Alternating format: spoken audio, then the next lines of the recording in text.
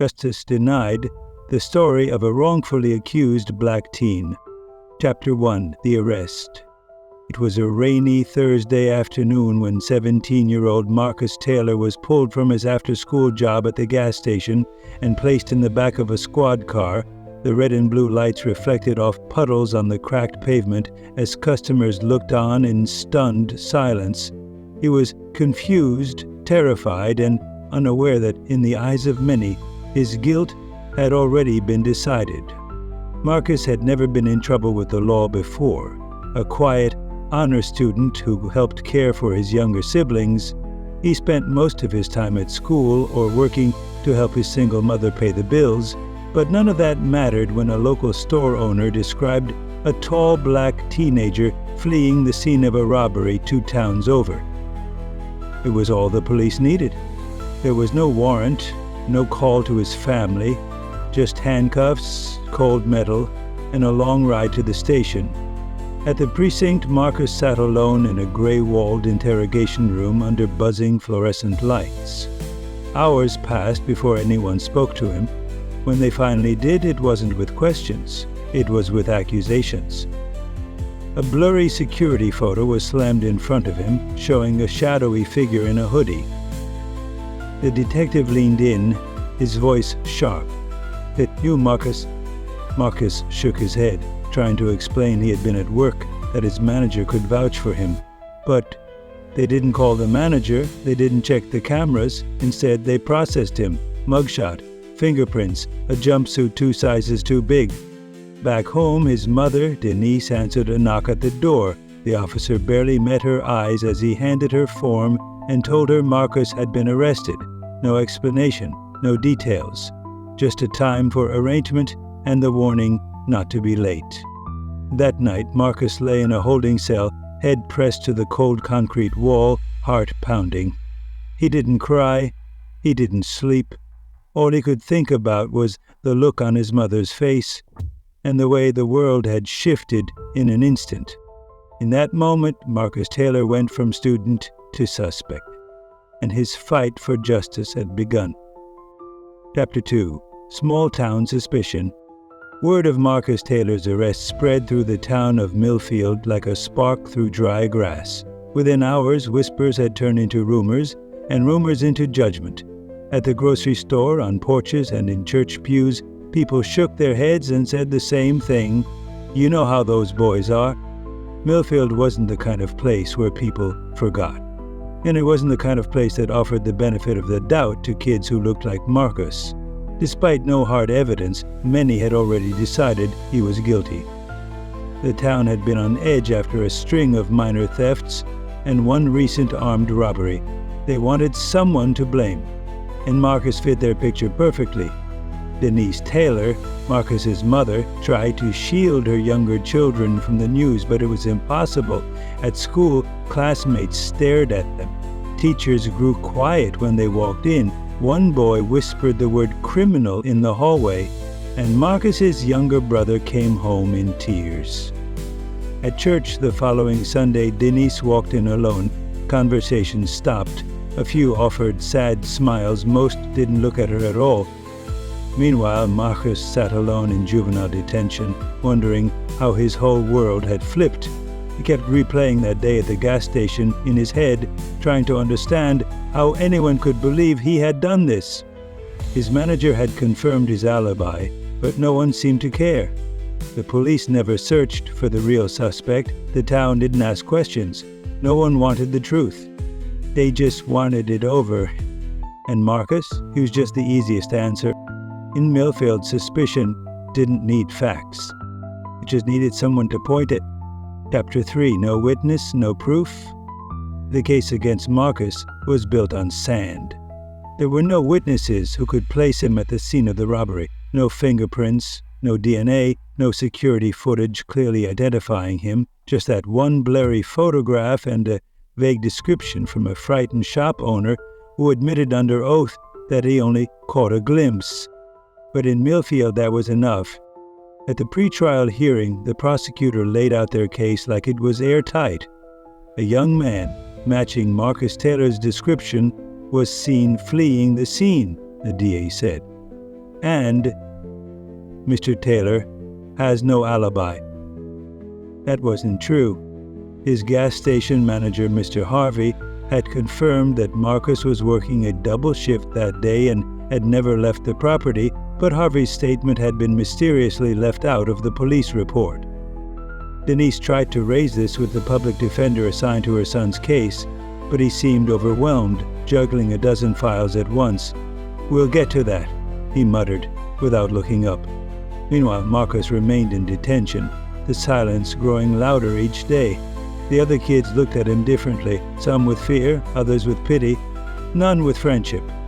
He wrote letters to his mom, trying to stay strong, but each word was a battle. How do you explain to your family that you're losing hope when they're the only reason you're holding on? Outside the detention center, posters of the robbery suspect's sketch were still being circulated. It looked nothing like Marcus. The eyebrows, the nose, even the build were different, but the drawing still hung in windows, accompanied by the phrase, "Help us find this man." Marcus wanted to scream, "That's not me!" But in a system built to move fast and punish faster, the truth had become irrelevant. There was no witness. There was no proof, but there was still a trial coming. Chapter 4. A Mother's Plea. Denise Taylor stood outside the Millfield courthouse in the biting wind, her hands trembling not from the cold, but from the weight of desperation. In her hands was a manila folder filled with pay stubs, time cards, and a notarized statement from Marcus's manager, all evidence of his innocence. But no one inside the courthouse seemed to care. She had spoken to the public defender, left voicemails for the judge's clerk, and even tried to schedule a meeting with the district attorney. But every door remained shut. Every answer the same: "We'll review the evidence in court." Denise couldn't wait for court. Her son was in a jumpsuit, behind bars, accused of something he didn't do, and every day that passed was another day stolen from him. That night, she wrote a letter, not to the court, not to a lawyer, to the local newspaper. It was printed the following Sunday. Her words filled the entire opinion page. "My name is Denise Taylor. I am the mother of Marcus Taylor, the 17-year-old accused of a robbery he did not commit. My son was at work. I have proof. I am asking, not as a mother, but as a citizen, look at the evidence, look at the facts. Don't let silence become complicity. Don't let injustice wear a blindfold in our name." The article went viral locally. Neighbors who had stayed silent began to talk. Some called Denise brave. Others called her a liar. But the silence had broken. And Denise kept fighting. She began organizing church meetings, speaking on local radio shows, even starting a petition to demand a review of the evidence. She wasn't a lawyer. She wasn't a politician. She was just a mother who refused to let her son be forgotten. In Millfield, where justice often depended on who you were or weren't, Denise Taylor's voice rose like a siren in the dark, not pleading for sympathy, demanding justice. Chapter 5. The Public Defender. When Marcus first met his court-appointed attorney, he was hopeful. The man, Mr. Lawrence Mitchell, wore a wrinkled blazer, carried a briefcase that looked older than Marcus, and spoke with the tone of someone constantly running out of time. But he shook Marcus's hand, looked him in the eye, and said, "I'm here to help you." That was all Marcus needed to hear. But hope began to crack quickly. Mr. Mitchell juggled too many cases, most of them, like Marcus's, young men from poor neighborhoods who couldn't afford private counsel. His office was cluttered with files, stacked shoulder-high, coffee-stained folders with names scribbled in the margins. When Denise asked about strategy, he responded with half-formed answers and vague timelines. Still, he insisted Marcus would get a fair trial. "We'll introduce the time cards, we'll bring in the gas station manager, the jury will see the truth," he said. But Denise wasn't so sure. She noticed how Mr. Mitchell avoided talking about jury selection, how he seemed to sigh every time she brought up race. And Marcus noticed, too, how their meetings got shorter, how the file with his name on it always seemed buried at the bottom of the stack. Weeks passed, and the pressure mounted. The prosecution doubled down. They added additional charges: intimidation, resisting arrest, based on shaky reports. Mr. Mitchell promised to fight them, but he never filed the motions on time. One night, Marcus sat across from him, his voice steady but his eyes wide with fear. "Do you believe me?" he asked. Mr. Mitchell paused. Then he looked down. "I've seen too many cases like yours," he said quietly. "Too many kids like you. I believe the system moves too fast, and it doesn't care what I believe." That night, Marcus didn't sleep. And for the first time he wondered what would happen if the only person standing between him and a prison cell was already preparing to lose. Chapter 6. Media Frenzy. The story of Marcus Taylor began to spread beyond Millfield after Denise's letter was picked up by a regional news outlet. A young journalist named Olivia Chen, based in a neighboring city, saw the article and sensed something deeper. She requested an interview with Denise. What began as a small segment on local injustice quickly ignited national attention. Within days, the town square of Millfield was flooded with reporters. Cameras lined the sidewalks. Microphones were thrust into the faces of neighbors who had never spoken to the press before. Talk shows debated the case. Online forums dissected every detail. Hashtags began trending. Justice for Marcus. Innocent until proven. Marcus watched it unfold from his cell, stunned. For weeks no one had cared. Now, strangers across the country were chanting his name. But not everyone welcomed a spotlight. The mayor of Millfield called it a disruption. The prosecutor gave brief, dismissive statements insisting the case was being handled appropriately. The local police department doubled down, defending their actions while dodging questions about the missing alibi report. Meanwhile, Denise sat down with Olivia Chen again, this time in front of a camera. She held up Marcus's school awards, his report card, a photo of him playing with his baby sister. "This," she said, her voice cracking, "is who you lock away." The video aired nationwide. Supporters showed up to town hall meetings. Protesters marched peacefully through Millfield holding signs that read, "Free Marcus Now." Civil rights organizations offered legal help. A fund was started to support the Taylor family's legal fees, and it grew by the hour. But with support came scrutiny. Marcus was now under a microscope. Every aspect of his life, his past, his friendships, even old social media posts, were picked apart. Supporters hoped the attention would force the truth to surface. But Marcus knew all too well, in the court of public opinion are not always seen. Sometimes it is shown. Chapter 7. The trial begins. The courtroom smelled of wood polish and nerves. Every seat was filled. Journalists lined the back wall, cameras and notebooks in hand. The judge's gabble echoed like a drumbeat, signaling the start of a trial that had already been tried in whispers, headlines, and hashtags. Marcus Taylor sat at the defense table in a pressed shirt that didn't quite fit and shoes borrowed from a cousin. His hands trembled slightly beneath the table. To his right, Mr. Mitchell shuffled papers and cleared his throat. To his left, Denise sat in the gallery, eyes locked on her son, heart pounding in rhythm with every breath he took. The prosecution opened strong. They painted Marcus as a troubled teen with a chip on his shoulder. They presented the grainy photo again, holding it up like it was gospel. The shop owner took the stand and said, "I can't say for certain, but it looked like him." It was all the jury needed to hear.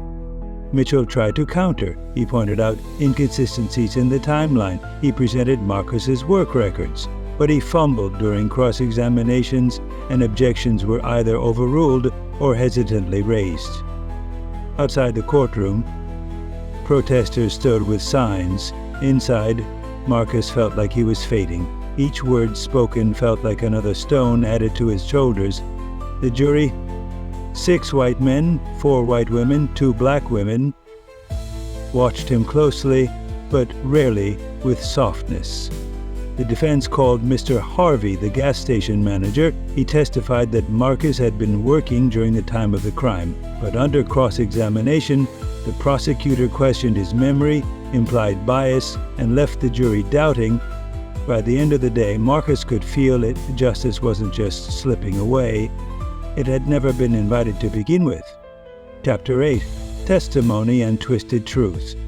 The second day of trial began with the prosecution calling a new witness, an officer who claimed Marcus had been uncooperative during his arrest.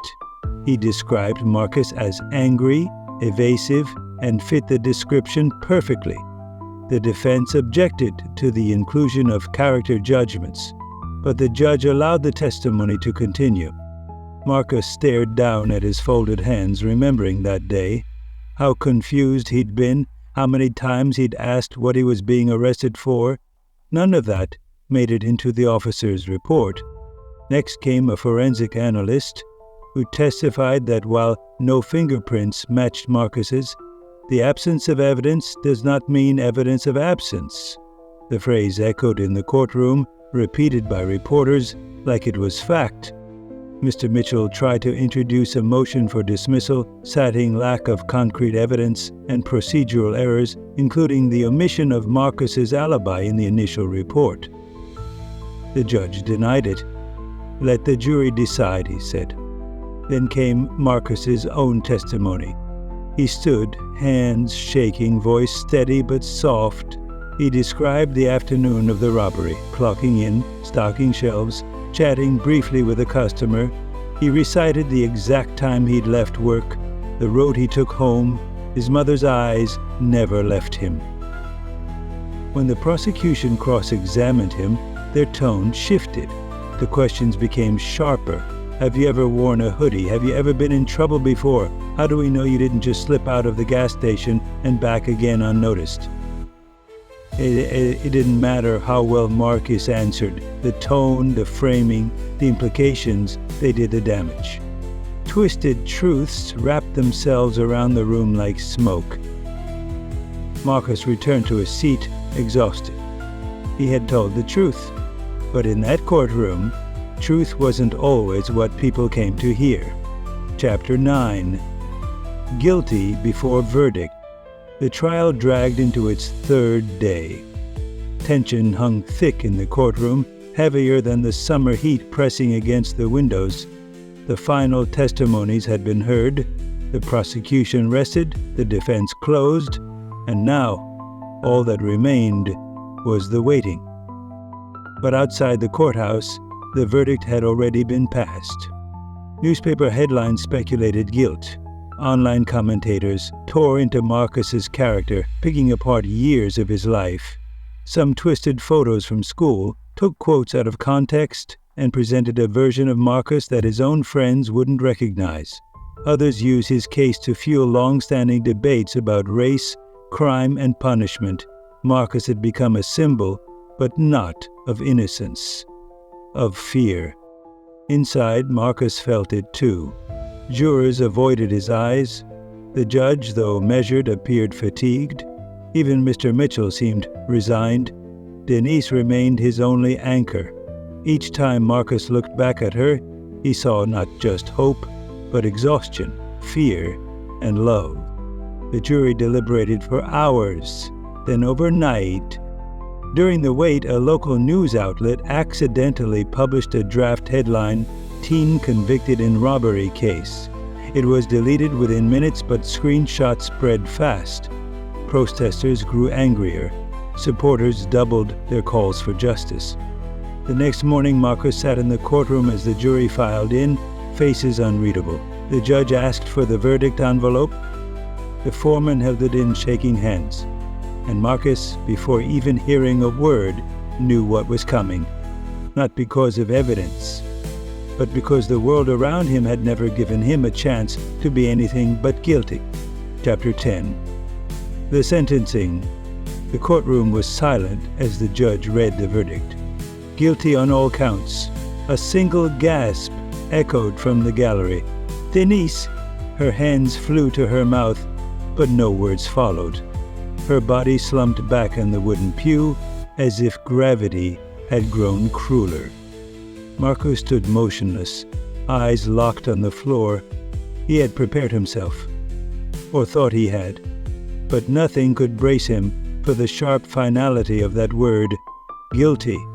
It echoed in his ears like a gavel striking steel.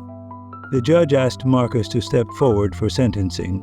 Mr. Mitchell placed a steadying hand on his back, but his voice cracked as he offered a final plea. "Your Honor, we respectfully request leniency, especially given my client's age, clean record, and the overwhelming support from the community." The prosecutor stood, unmoved. "Your Honor, the community demands justice. The jury has spoken." The judge nodded solemnly. "Marcus Elijah Taylor, for the crime of armed robbery, this court hereby sentences you to 12 years in state prison with the possibility of parole after 8. Gasps rippled across the room. Denise cried silently. Marcus turned once, met her eyes, and gave a small nod. More to comfort her than himself. Then the bailiff cuffed his wrists and led him away. No words, no goodbyes. Outside the courthouse, protesters screamed in disbelief. "Shame on you! He's just a kid!" News anchors tried to capture the chaos, but no camera could truly hold the weight of that moment. In the van on the way to the state penitentiary, Marcus stared out the window as the town blurred past. The diner, the school, the gas station. Places that once held routine, now haunted by betrayal. He whispered only one thing to himself.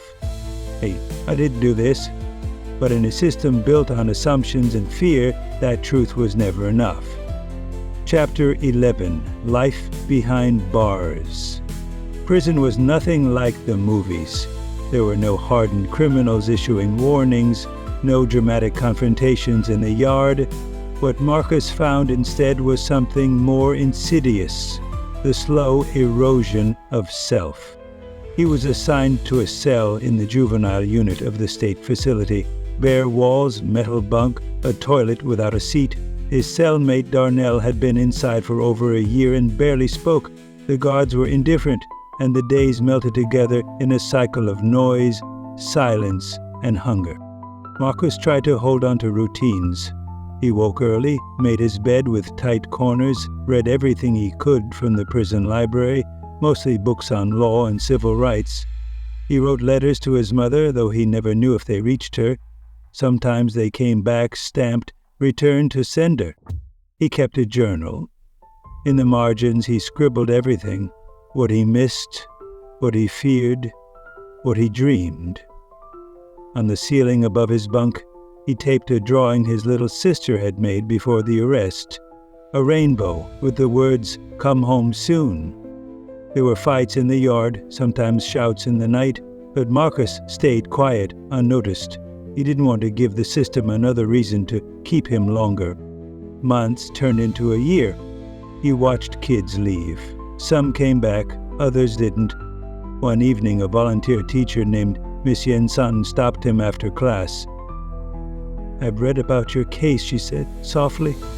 "I believe you." It was the first time in over a year anyone had said those words.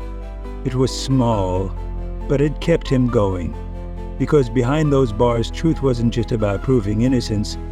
It was about surviving until someone finally cared enough to listen. Chapter 12. New evidence emerges. It started with a box.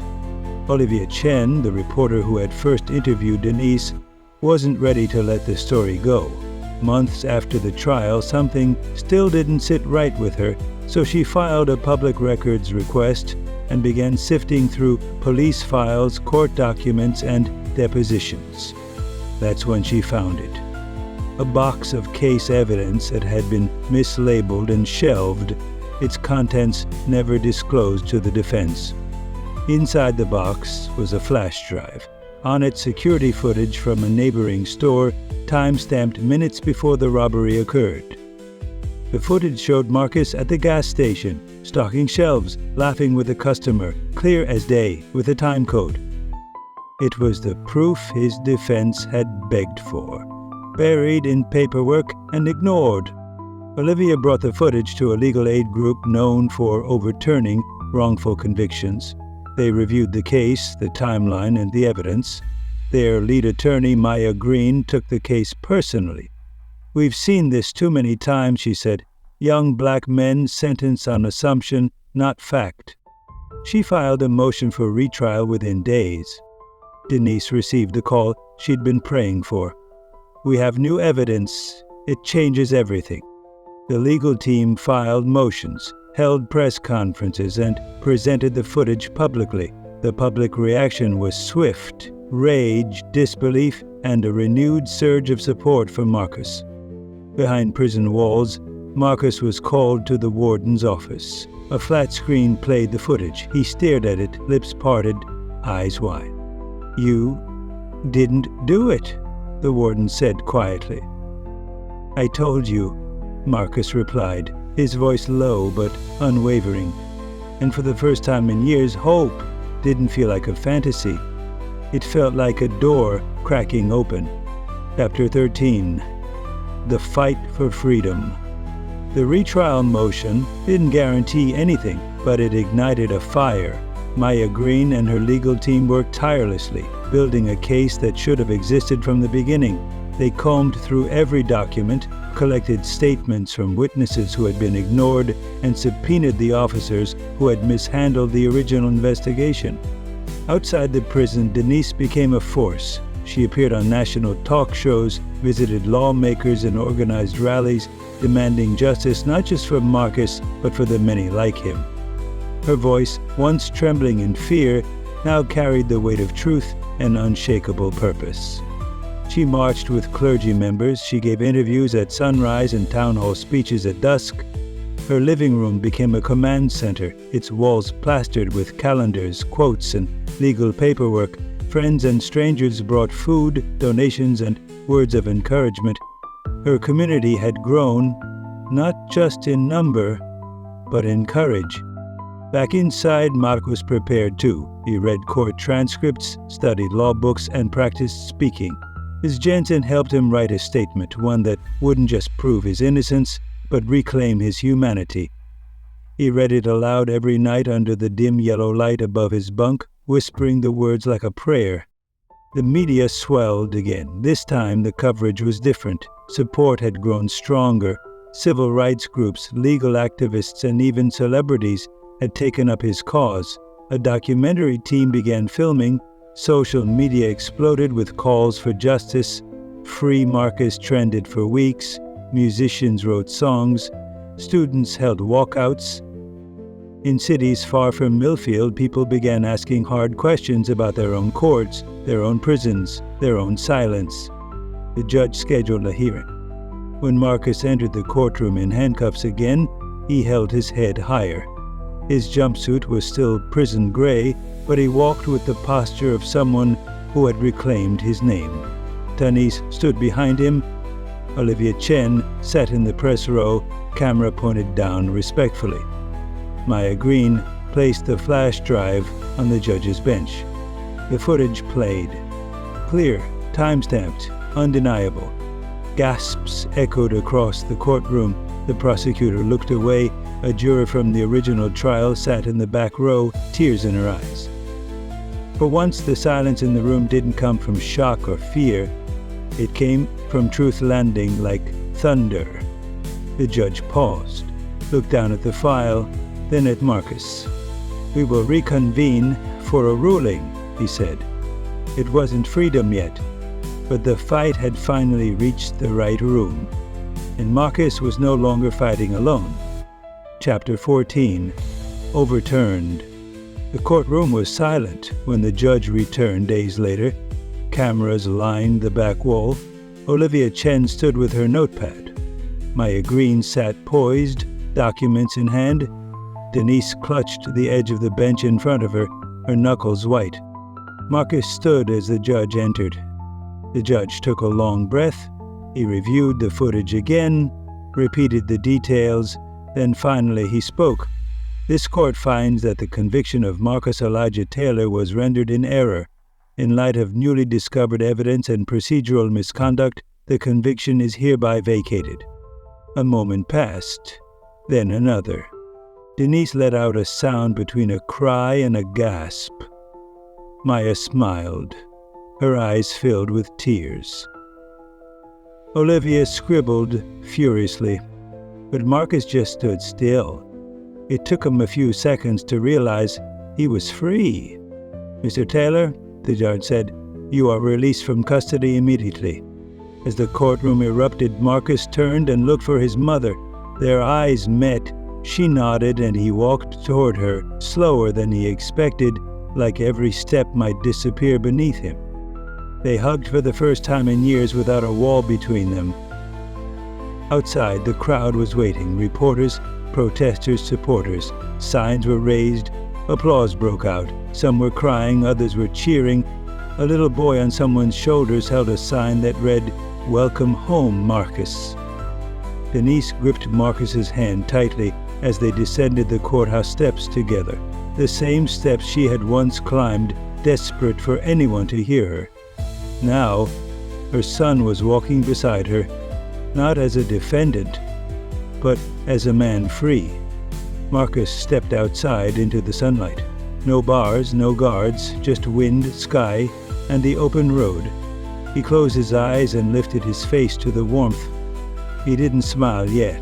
He was still trying to believe it. They got into a car, an old sedan with peeling paint and a cracked dashboard, the same one Denise had driven to every court hearing, every prison visit. As they pulled away from the courthouse, Marcus stared out the window at the town that had once condemned him. The shops, the school, the gas station. He wondered how long it would take before he felt normal again, or if he ever could. Freedom was loud. It was quiet, real, heavy, and finally his. Chapter 15. After the chains. The first morning Marcus woke up in his own bed again. He didn't recognize the silence. It wasn't the cold, watchful silence of prison, but the kind that wrapped around him gently like a blanket. The house smelled like coffee and pancakes. His little sister peeked around the corner grinning. She hadn't stopped drawing since he came home. One of her newest pieces, crayon stars over a big bright smile, was taped proudly to the fridge with the words, "Welcome home, Marcus." But Marcus knew freedom didn't erase what had happened. Each room held ghosts of the time he had missed. His clothes didn't fit. His phone no longer turned on. His room, though unchanged, felt like it belonged to someone else. He stood in the doorway for several minutes before stepping inside. There were news crews still calling, invitations to speak at panels, emails from universities and nonprofits. Maya Green told him to take his time. "There's no right way to heal," she said, but healing, Marcus realized, wasn't something that happened to him. It was something he'd have to fight for, the way he had fought for his freedom. He visited his high school quietly. Some teachers cried, others apologized, most didn't know what to say. His classmates had graduated, time had moved forward without him. The lockers had been repainted, his favorite teacher had retired. But in the library he found one of the books he used to love still on the shelf, worn, dog-eared, and waiting. At night, Marcus would sit on the porch and stare at the stars. He wrote in his journal again, only now the pages were filled with questions, not about why it happened, but about what came next. He no longer wrote just for himself. He imagined others reading his words someday, kids like him, kids still inside. He knew there were others still inside, still forgotten, still denied, and maybe, just maybe, his story could be the key to unlocking theirs. Marcus started speaking publicly, first at community centers, then on college campuses. He didn't sugarcoat the pain. He talked about the fear, the loneliness, the silence. But he also talked about resistance, about his mother's strength, about Miss Jensen's belief in him, about Olivia Chen's relentless pursuit of the truth. He had been labeled a suspect. Now, he was a symbol. But more than that, he was a survivor. And every time he stood behind the microphone, he wasn't just telling his story. He was making sure no one else would have to live it. One evening, after a talk at a community college, a young man approached him quietly. "I've got a cousin inside. He didn't do it either. I didn't think anyone would listen." Marcus smiled softly and handed him his card. "I'm listening." And in that moment, the chains finally felt like they were breaking. For someone else, too.